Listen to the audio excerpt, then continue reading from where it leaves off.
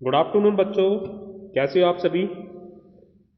आज हम जो है एक्सरसाइज 6.3 के क्वेश्चन करेंगे। कल हमने आपको बताया था कि वर्गमूल किस प्रकार से ज्ञात करते हैं। जितने बच्चे हमें गूगल मीट पे मिले थे सभी के सभी बच्चे लाइव आ जाइए, फिर हम अपनी क्लास शुरू करते हैं। एक बार आप क्लास ग्रुप में मैसेज कर दीजिए। चलिए शुरू करें क्लास। क्लास शुरू करते हैं। क्वेश्चन नंबर 1 देखिए ध्यान से। निम्नलिखित संख्याओं के वर्गमूल ज्ञात करने में इकाई अंक की क्या संभावना है। अगर हम वर्गमूल ज्ञात कर रहे हैं तो इसमें इकाई अंक की क्या संभावना है ये बताना है आपको। ठीक है। इससे पहले मैं आपको एक चीज बताना चाह रहा हूं। जब हम स्केयर लेते थे, मैं अभी लिख रहा हूं, ये आप देखना ध्यान से। 8 का स्केयर, 9 का स्केयर, 10 का स्केयर। तो 1 का 1, 2 का 4, 3 का 9, 4 का 16 था, 5 का स्केयर 25, 6 का स्केयर 36, 7 का 49, 8 का 64, 9 का 81, 10 का 100। तो हमें क्या पता है, संख्याओं के वर्गों में इकाई का अंक 0, 1, 4, 5, 6 और 9 होता है। ठीक है। किसी भी संख्या के वर्ग में इकाई का अंक 0 होगा, 1 होगा, 4 होगा, 5 होगा, 6 होगा या 9 होगा। ठीक है। ठीक है। तो ये आपको पता है। तो अब देखिए इसमें क्या है, इसमें क्या होगा, बताइए क्या होगा। इसलिए दी गई संख्याओं में संभावित इकाई का अंक इसमें क्या होगा, 1।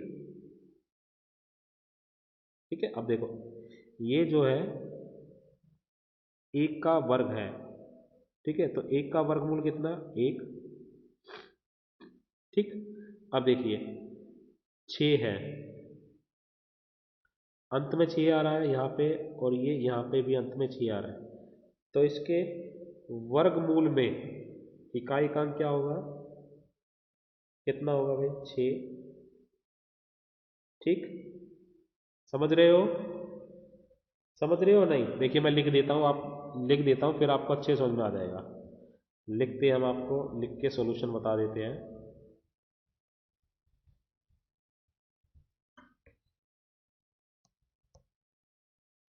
संख्याओं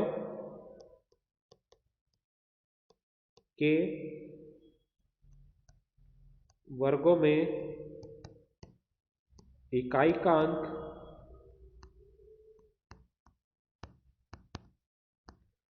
0, 1, 4, 5, 6 और 9 होता है।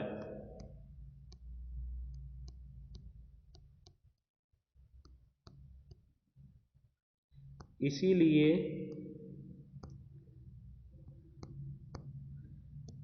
दी गई संख्याओं में संभावित इकाई का अंक निम्नलिखित होगा।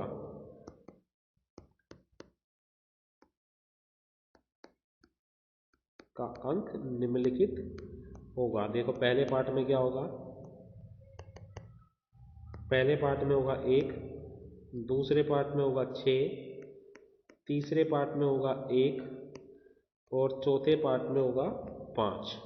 ठीक है। ये हुआ आपका क्वेश्चन नंबर 1 हो गया। क्वेश्चन नंबर 1 हो गया। आगे चले।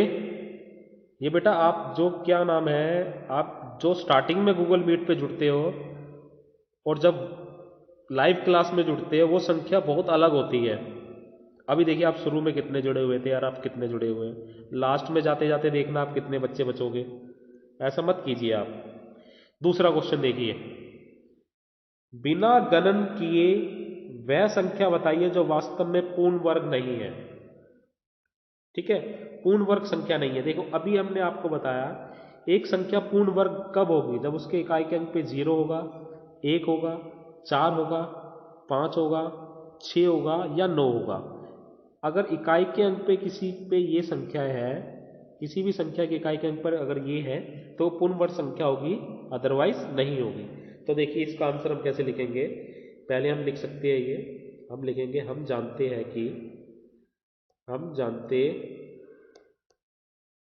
कि संख्याओं के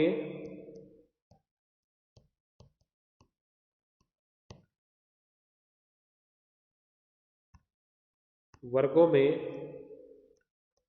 इकाई का अंक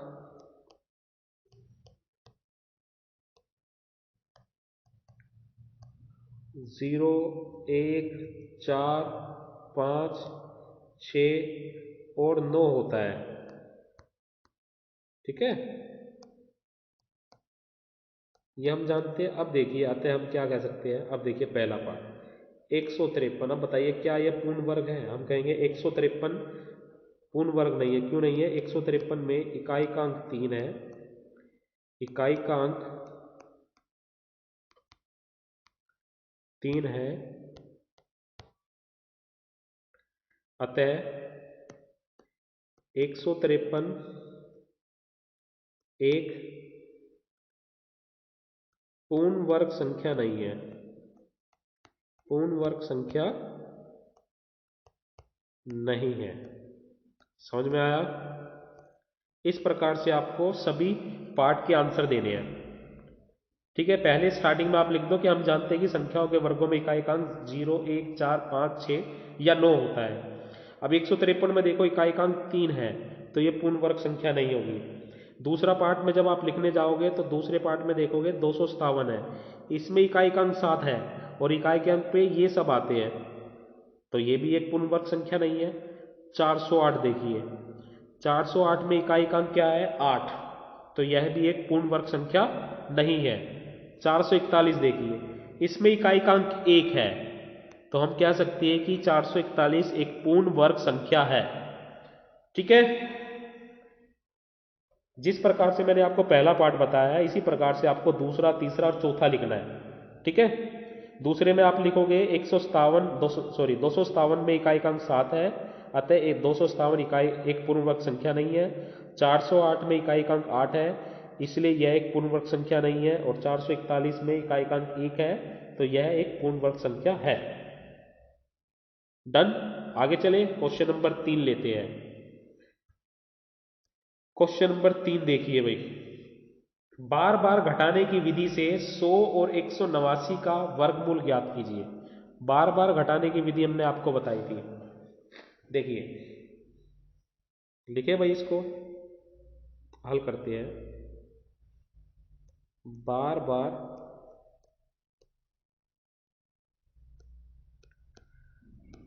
घटाने की विधि से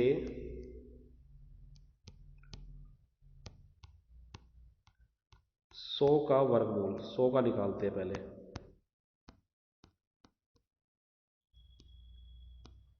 ठीक है, देखिए पहले विषम संख्या 100 में से पहले घटाओ 1, क्या बचा? 99। पहला स्टेप हुआ। 99 से दूसरी विषम संख्या हटाओ यानी 3, कितना बचेगा? 96।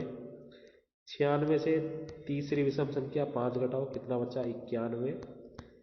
91 में से अगली विषम संख्या 7 घटाओ, कितना बचेगा बेटा? 84। 84 में से अब क्या घटाना पड़ेगा? 9। 9 घटाइए, कितना आएगा? 75। 75 में से अब आप क्या घटाएंगे? 11। 11 घटाइए, देखो कितना आया? 64। 64 में से अब आप घटाइए 13, देखिए कितना आएगा? 51।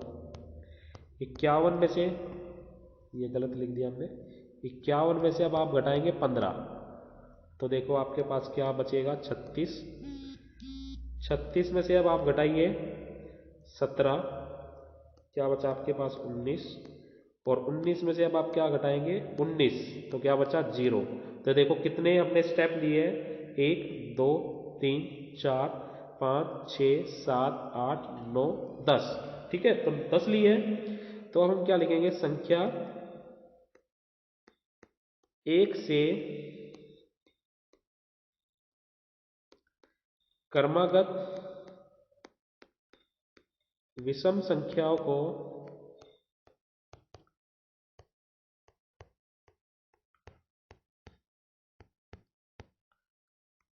सौ में से घटाने पर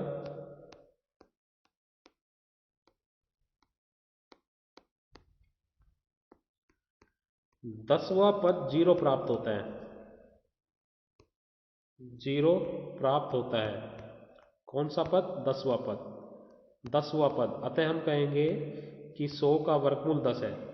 तो इसका मतलब है, इसीलिए दिस इंप्लाइज 100 का वर्ग कितना हो गया? 10। ठीक है, समझ में आया? तो ये विधि आपकी बार बार घटाने की विधि, जिससे हम वर्गमूल ज्ञात कर सकते हैं। ऐसे ही 189 का करना है आपको। 189 का अपने आप कर लोगे, स्क्रीनशॉट ले लो इसका और अच्छे से नोट कर लो। 189 का भी करा दे। चलिए 189 का भी करा देते, इसको मैं रफ कर देता हूं।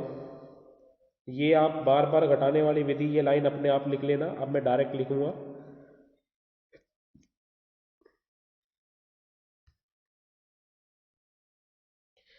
जिस पद पे जीरो आ जाएगा वो ही उसका वर्गमूल हो जाएगा। ठीक है, ये कहना चाह रहा। आप देखो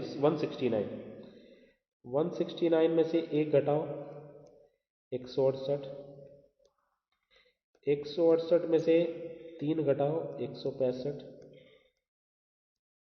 165 में से पांच घटाइए, 160।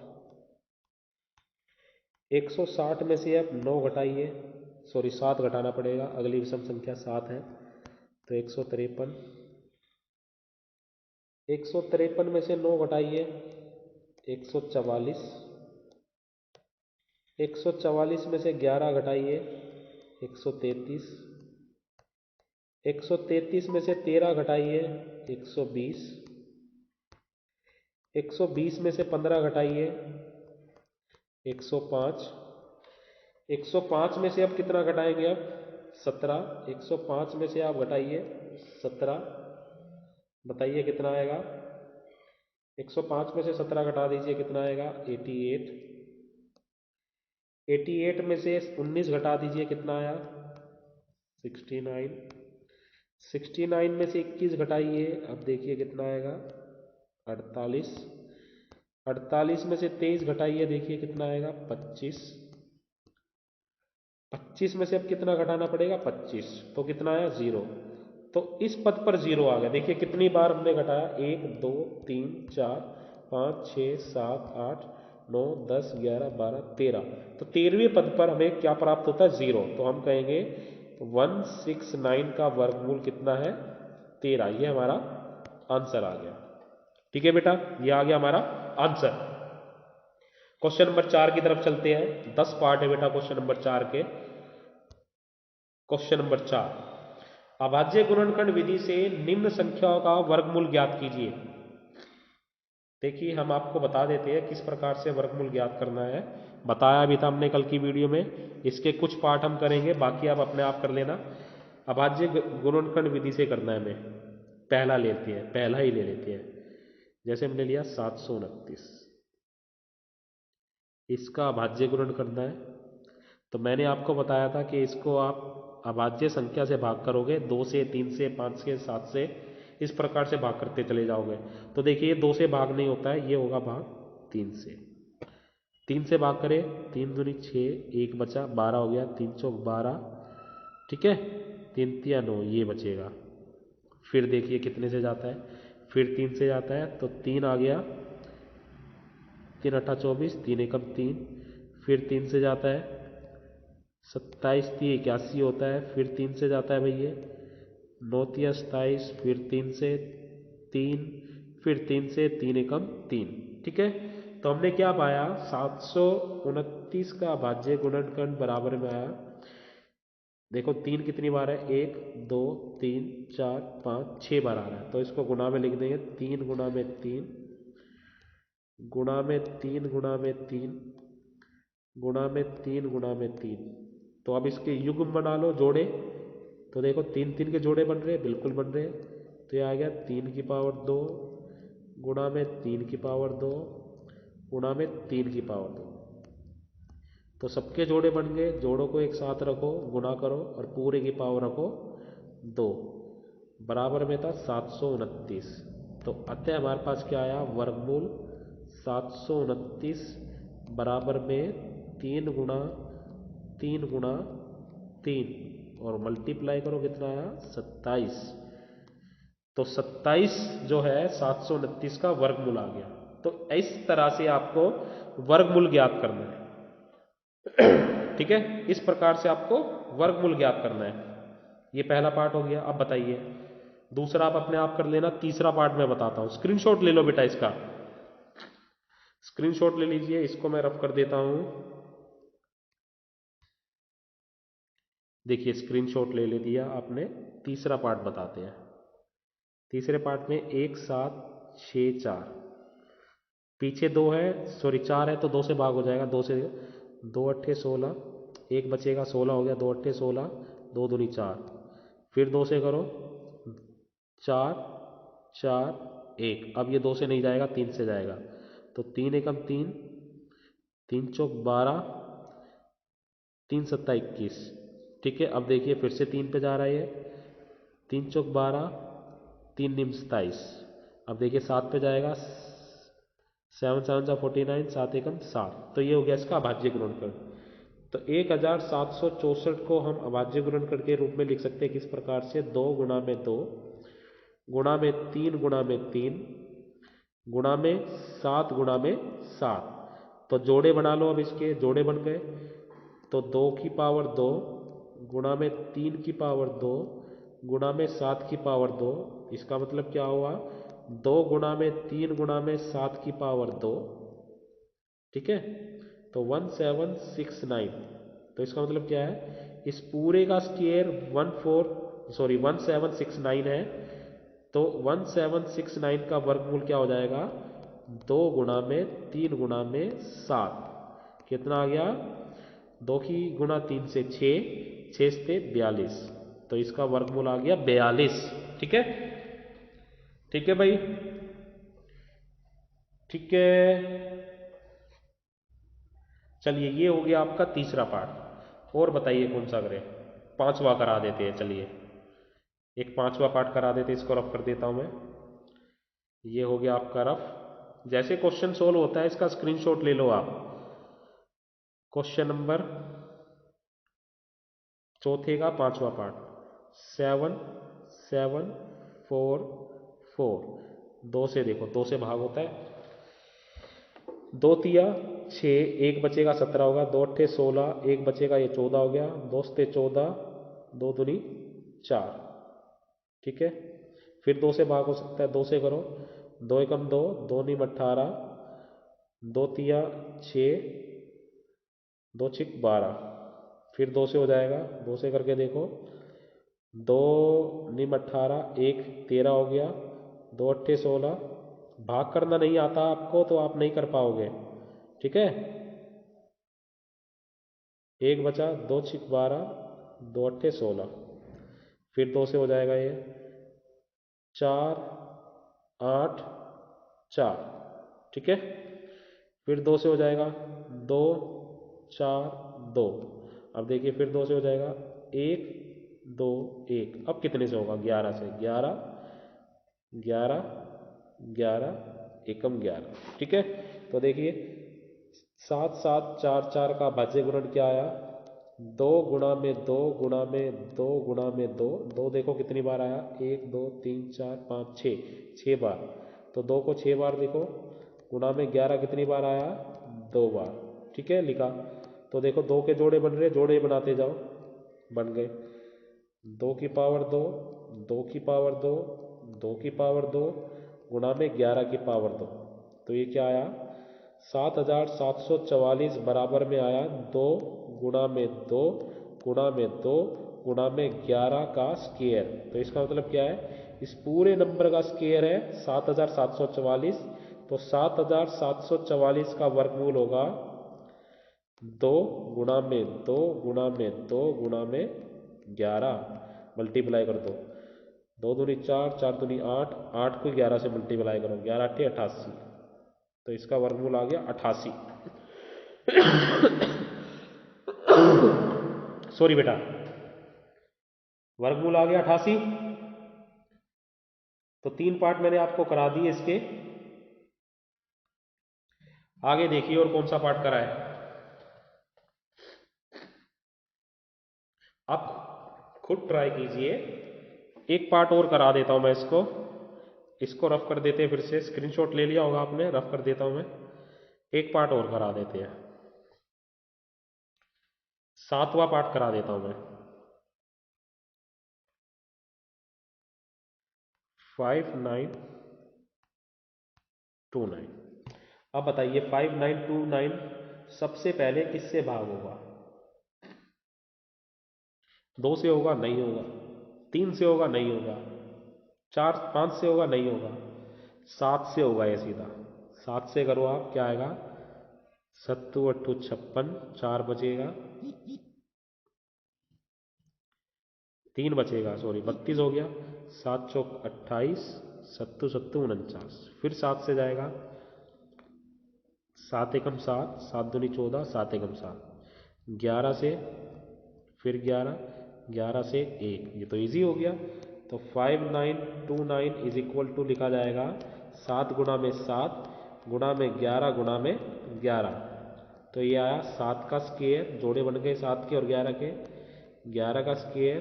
तो यहाँ से आ जाएगा 7 गुणा 11 का स्क्वायर होगा 5929।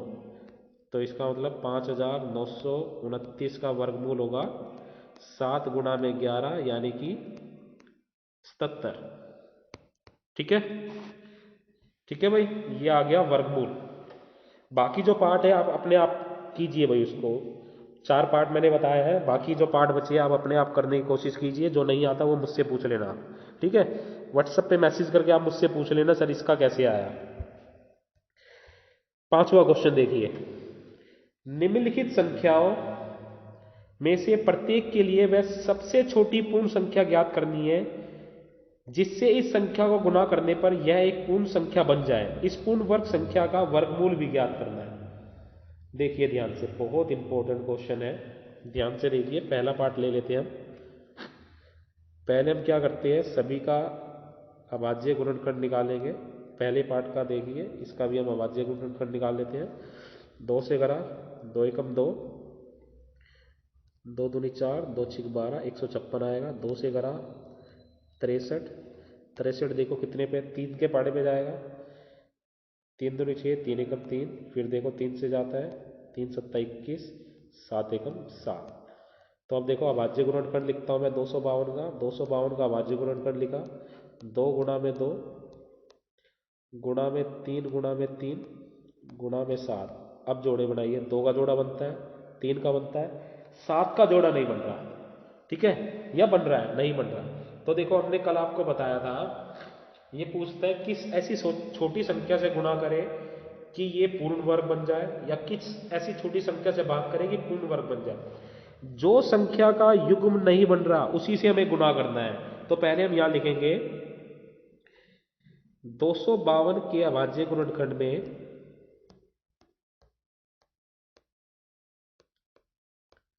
अभाज्य गुणनखंड में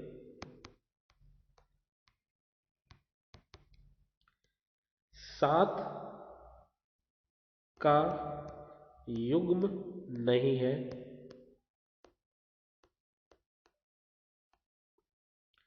अतः 252 को 7 से गुणा करने पर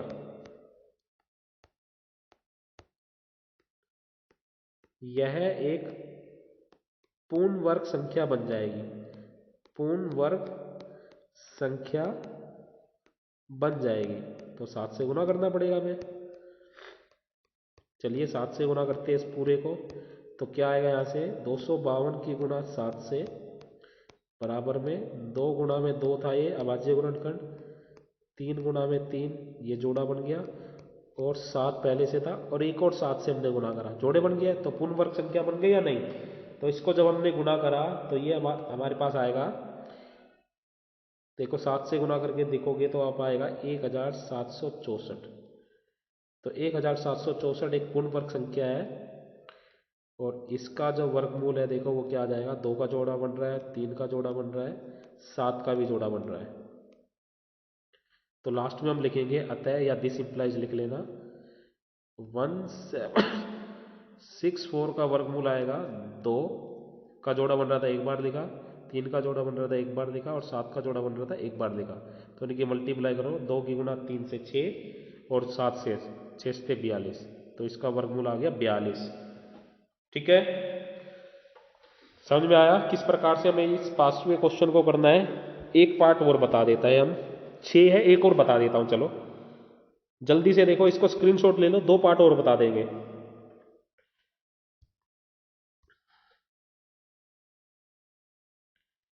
एक एक छोड़ के बता देता हूं, पहला हमने बता दिया, तीसरा बता देते हैं। अब देखिए तीसरा, देखिए जल्दी से। 1008, जो भाषाएं लिखनी है वो आप अपने आप लिख लेना। 2 से भाग करेंगे तो ये आएगा 504, फिर 2 से करेंगे कितना आएगा 25, 252, फिर 2 से करोगे देखो कितना आया, 2 एकम 2, 2 दूनी 4, 2 छिक 12, फिर 2 से करके देखो कितना आया, 2 छिक 12, 2 तिया 6, ये 3 से जाएगा, 3 दूनी 6, 21 आ जाएगा, फिर 3 से जाएगा 7, 7 एकम 7। ठीक है, तो 1008 का अभाज्य गुणनफल देखो क्या आया, 2 गुणा 2 गुणा 2 गुणा 2, 3 गुणा 3 गुणा 7। देखो जोड़े बनाओ, 2 का जोड़ा बन रहा है, 2 का फिर से बन रहा है, 3 का फिर से बन रहा है, 7 का नहीं बन रहा।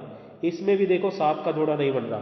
तो जैसा अभी हमने लिखा था वैसा ही आपको लिखना है कि 1008 में 7, 1008 के अभाज्य गुणनफल में 7 का युग्म नहीं है, अतः 1008 को हमें 7 से गुना करना पड़ेगा। 7 से गुना करना पड़ेगा आपको, 1008 की 7 से गुना करो तो जो आएगा ये आएगा 7056, जो एक पूर्ण वर्ग संख्या बन जाएगी। जैसा भी हमने पिछले क्वेश्चन में लिखा ऐसे लिखना है आपको। ठीक है, तो इसका वर्गमूल निकाल लो। तो 7056 का वर्गमूल क्या आ जाएगा, जो जो जोड़ा बनेगा वो नीचे एक बार लिखना है। 2 का जोड़ा बन रहा था एक बार, फिर 2 का जोड़ा बन रहा था एक बार लिखा है, 3 का जोड़ा बन रहा है 3, फिर 7 का बन रहा है, क्योंकि 7 से गुना करनी पड़ेगी ना हमें। तो अब देखो ये आंसर आ गया हमारा, ये आएगा 84। ठीक, ठीक है, एक और बता दे, लास्ट वाला बता देते चलिए, या पहले पांचवा बता दे, पांचवा बता देते हैं। पांचवा देखिए, पांचवा बता देता हूं मैं।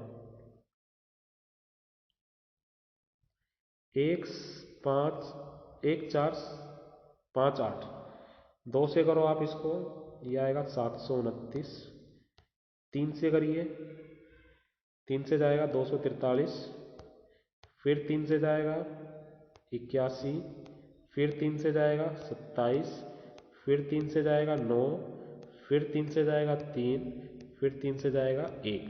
तो देखिए 1558 का भाज्य गुणन क्या आया, 2 गुणा में 3 गुणा में 3 गुणा में 3 गुणा में 3 गुणा में 2 4 6 बार आता है 3। तो 3 का जोड़ा, ये 3 का जोड़ा, ये 3 का जोड़ा, 2 का जोड़ा नहीं बन रहा। तो इसमें भी हम पिछले क्वेश्चनों की तरह करेंगे कि 1458 में 2 का युग्म नहीं है, अतः 1458 एक पूर्ण वर्ग संख्या नहीं है। इसको पूर्ण वर्ग संख्या बनाने के लिए 2 से गुना करना पड़ेगा। तो 1058 की गुना 2 से करोगे तो 2 से गुना करो यानी इसका डबल, तो यह आ जाएगा 2916। अतः 2916 एक पूर्ण वर्ग संख्या है, तो इसका वर्गमूल आ जाएगा, जो जोड़े बन रहे हैं 3 बन रहे थे भाई 3 बार, और एक 2 का भी जोड़ा बन जाएगा, ये इसका आंसर आ जाएगा 54। ठीक है, ठीक है भाई, 5 ही क्वेश्चन आज हम करने वाले हैं, मंडे को फिर हम इसके बाकी क्वेश्चन करेंगे। ठीक है, आज की वीडियो में केवल इतना ही बेटा, धन्यवाद।